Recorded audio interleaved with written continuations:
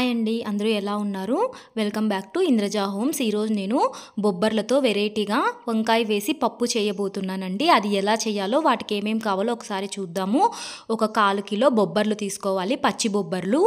తర్వాత వెల్లుల్లి, ఆనియన్స్, కరివేపాకు, కొత్తిమీర, చింతపండు, పచ్చిమిర్చి, 4 టమాటా, ఒక 3 వంకాయలు తీసుకోవాలి. ప్రిపరేషన్ చూద్దాము. ఇప్పుడు ముందుగా కుక్కర్ పెట్టుకొని అందులో కొంచెం ఆయిల్ వేసుకోవాలి. ఆయిల్ హీట్ అయిన తర్వాత ఆవాలు, జీలకర్ర వేసుకోవాలి. అది ఫ్రై అయిన తర్వాత కొంచెం ఇంగువ యాడ్ చేసుకొని ఫ్రై చేసుకోవాలి, స్మెల్ బాగుంటుంది. తర్వాత కరివేపాకు యాడ్ చేసుకొని అందులోకి మధ్యలోకి కోసి పెట్టుకున్న పచ్చిమిర్చి కూడా యాడ్ చేసుకోవాలి. మేము పండు మిర్చి వేసుకున్నాం, మీరు పచ్చిమిర్చి అయినా వేసుకోవచ్చు. అవి కాస్త ఫ్రై అయినాక వెల్లుల్లి రెబ్బలు, తర్వాత ఆనియన్స్ యాడ్ చేసుకొని ఒక 2 నిమిషాలు బాగా వేయించుకుందాము.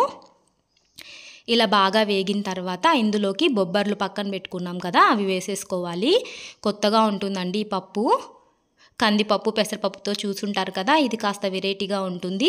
ఇలా బొబ్బర్లు యాడ్ చేసుకున్న తర్వాత ఒక 2 నిమిషాలు ఫ్రై చేసుకొని బొబ్బర్లని దాంట్లోకి టమాటా, వంకాయ యాడ్ చేసుకొని మరి ఒక 2 నిమిషాలు వేయించుకోవాలి.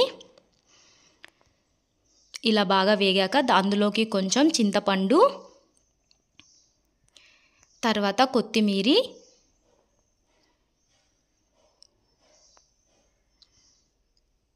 తగినంత పసుపు, ఒక 1/2 టీ స్పూన్ అయితే సరిపోతుంది. అలాగే ఒక 1 టీ స్పూను ధనియా పౌడర్ యాడ్ చేసుకోవాలి. ఇందులోకి మనము ఎన్ని తగినంత వాటర్ వేసుకోవాలి. ఇందులోకి మనం కారం ఏమి యాడ్ చేయలేదు, ఎందుకంటే మనం ఆల్రెడీ పచ్చిమిర్చి యాడ్ చేసాం కదా, ఆ కారమే సరిపోతుంది. తగినంత వాటర్ చూసుకొని మీ పప్పుకి ఎంత కావాలో అంత వేసుకొని సాల్ట్ వేసుకొని విజిల్ పెట్టుకొని ఒక 3 విజిల్స్ రానిద్దాము.